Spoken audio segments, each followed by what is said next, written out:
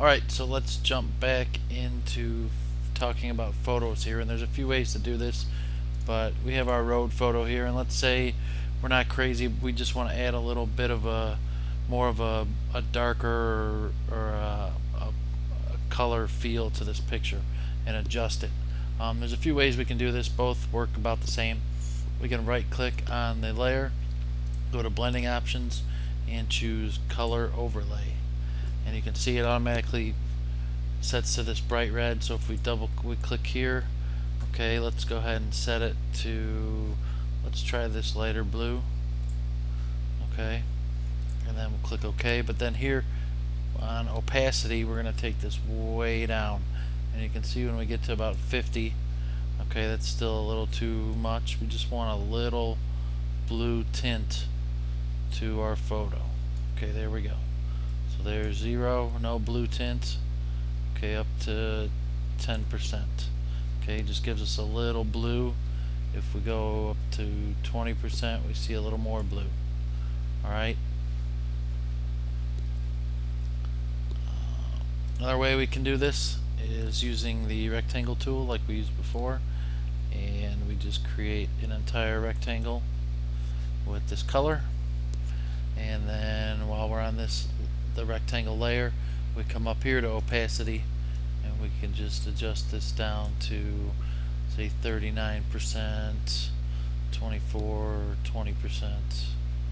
Alright, and if we do it just on the rectangle tool, we can adjust it. So like say we just want that blue tint, okay, on the upper part here, or we just, yeah, let's say we want to do it like just on a section right there.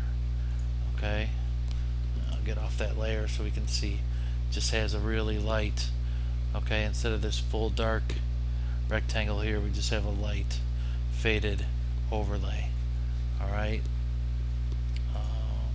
let's go back to the rectangle.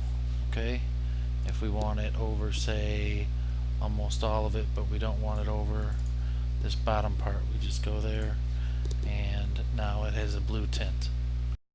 So we'll keep that, and then you can also use this with any type of photo. So like if we just wanted to take this road photo, okay, and then kind of fade it out, we would just come up here to opacity, okay, and start to bring it down a little bit. Okay, and the photo is gonna become almost clear. Now we've still got this blue background behind it, alright, and without that background behind it, we can barely see the image. It's just almost transparent at 27%. And then we put that blue background, and all of a sudden, okay, it stands out a little bit because it's got this bluish black background. Alright, now if we were to go and change this text to maybe have a little more white and really jump out off the page, we might have, you know, a different look here that we want to try. But let's go ahead back and knock this back up. Let's go back to 100. We can also use the opacity bar here on text as well. So if I select cold, I come up here to the opacity, and I start to bring this down a little bit. You see now I can start to kind of see through the text, and some of that texture starts to come through from the pavement.